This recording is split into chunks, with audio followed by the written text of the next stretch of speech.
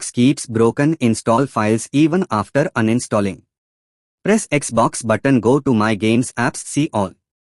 Go to Doom: The Dark Ages or whichever Doom title is causing trouble.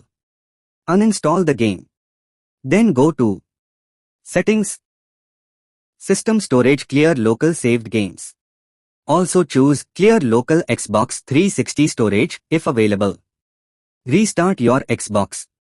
Clear persistent storage, Blu-ray cache. Fixes issues from media content caching. Go to Settings, Devices, Connections, Blu-ray persistent storage. Select Clear persistent storage. Clear alternate MAC address. Network config, corruption can block updates.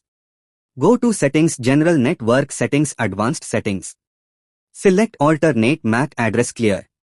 Restart your console when prompted. Clear console cache, deep power cycle. Do a deep cache clear that removes more temp files. Power off your Xbox.